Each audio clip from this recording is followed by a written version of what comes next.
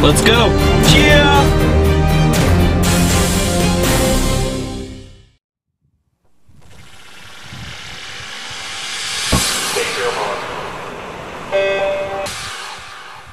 This is the Morning Swim Show for Monday, April 11th. I'm Garrett McCaffrey, filling in for Peter Bush. Today in the Finis Monitor, we're talking to Austin Staab. The senior for Stanford was one of the superstars at this year's NCAA championships, taking home the title in both the 100 fly, 200 IM, and was part of the Cardinals' victorious 200 freestyle relay that set a new American record. Austin joins us right now in the Finis Monitor from Palo Alto. Austin, welcome to the show and congratulations on a great meet. Yeah, thank you, sir. Was it the best meet of your life? Yeah, I definitely have to say that was the best meet of my life. Never had really a great combination of individual and relay swims. Let's talk about it. On day number one, that relay, I'm sure it didn't surprise you guys, but it surprised the rest of the country when you outtouched Cal and Auburn and some of those other highly touted sprint programs. Was that something that you guys had your eye on since Pac-10s or maybe even earlier than that? I mean, we just kind of came into the meet kind of doing some calculations of what everybody on the relay could go, and looking at it, just like we have a very good chance of winning this. And then after getting the American record in the morning, it looked even better. Auburn was ahead of us in the morning, but I was able to drop, I think, like 3/10, and other guys were able to drop about a tenth each, and we took it down to the 15-2 or so that it was at night. Yeah, what a confidence booster and a way to start off the weekend. Yeah, it really put Cal on their heels that first day. Yeah, it surprised a lot of people. But in that 200 IM, there wasn't a lot of surprise other than the fact that you were as dominant as you were. I mean, you were obviously a great all-around swimmer with the 100 fly title before, but it wasn't until Pac-10s that everybody realized how dominant you could be in that 200 IM. You told a story to Mike Stott, our interviewer there at NCAAs, about when you realized that 200 IM was a real possibility. Can you kind of take us through that realization? It didn't happen until the Cal dual meet, right? Yes. Essentially, I didn't swim the 200 IM really at all through my college career. And it just turned out that the Cal dual meet was going to be a really, really close one. And looking at the score now, it obviously was. And so our coaches had a choice. It was a short format, so there was no 100 fly, and you can only swim 3 events total. And so I could either be in the 50 or 100 free, which I would be just competing with my own guys in that one. And there's Nathan Adrian in there, let's face it. He was going to win both of those. There's the 200 fly, which Bobby had on lockdown. And so pretty much the only thing that was left for me could have been the 200 free and 200 IM, and we had plenty up in the 200 IM, or 200 free, sorry. And so they put me in the 200 IM hoping I would get second, maybe third or something like that, just to score some points that we wouldn't have otherwise. And then obviously I won the 200 IM at Cal, and then we went, coaches decided that it might be a good idea to do an unofficial swim at Pac-10s for the 200 IM. And after my morning swim, I decided that I wouldn't do it unofficial, that I would make that one official and scratch the 50 free. And so I had a great time in it, and I was able to get first at Pac-10s, and that's when, right after the 200 IM, the finals at Pac-10s, I went to the coach just like, hey, can I swim 200 IM at NCAAs? And they were all for it. So, I mean, it was a good individual decision, and it really helped the team out a lot in the end. Yeah, it must be nice to decide an NCAA event by process of elimination and then go on and win it. Yeah. When you swam at the finals at NCAAs, your closest competition was a couple seconds back, but a week before, one of your future teammates there at Stanford, David Nolan, dropped a time that, I don't know, maybe some of us here in the swimming world thought would be interesting to see if anybody could even approach it at the NCAA meet.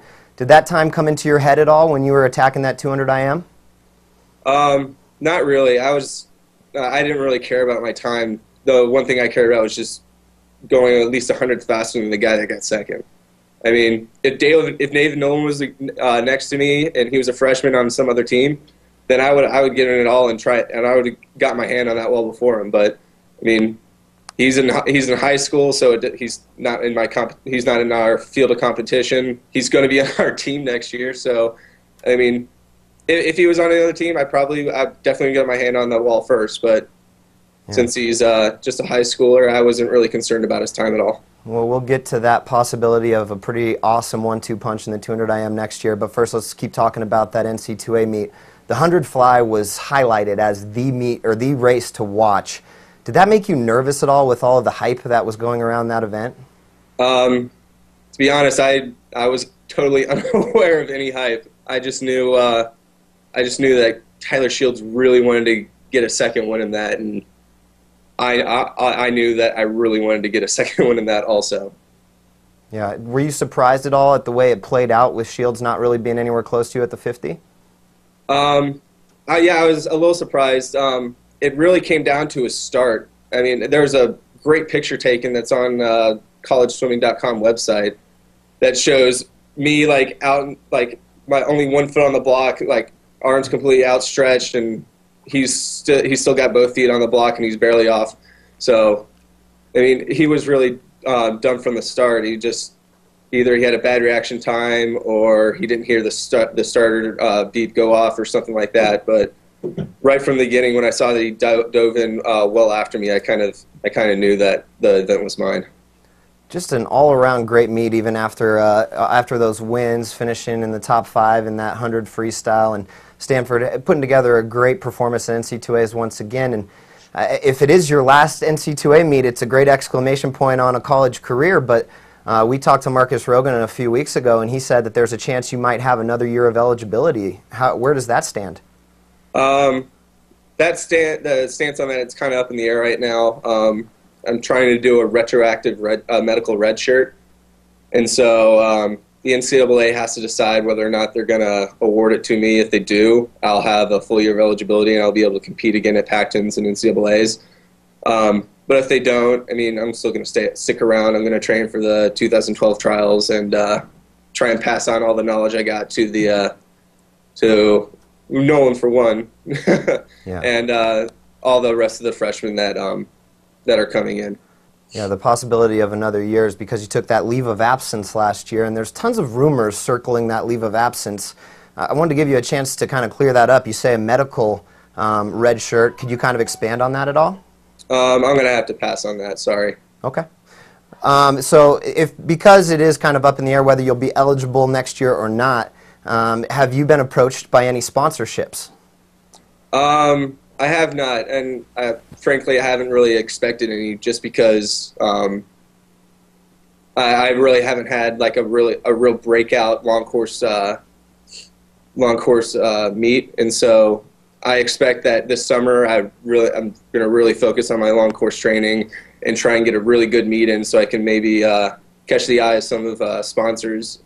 One, if I don't get this medical red shirt, maybe I'll have some sponsors to help to get a little income while I train for the 2012 trials, and to really get their eye on me, even if I do get my medical red shirt, so I can. I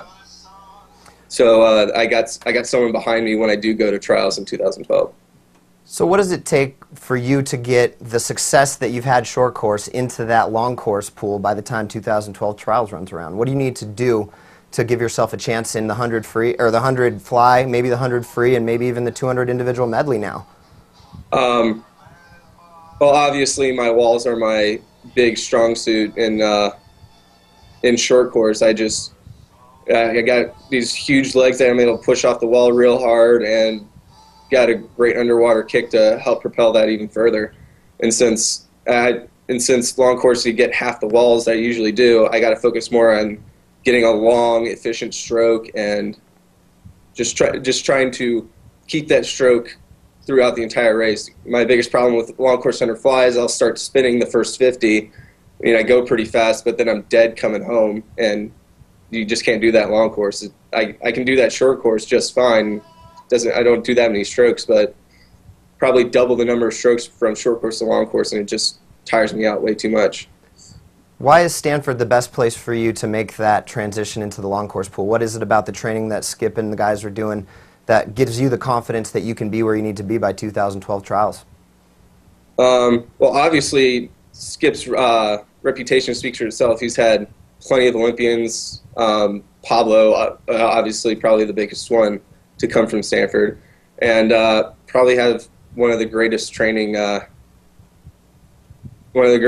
partners there is with Jason Dunford, who's training with us this summer, and so we're gonna hit the fly real hard and try and fix whatever's wrong with my fly, so I can get down the 51s and maybe in the 50 points by 2012.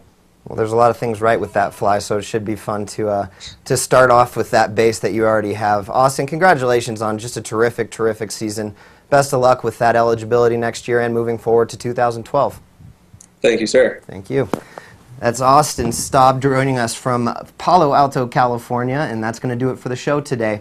We'll see you guys tomorrow.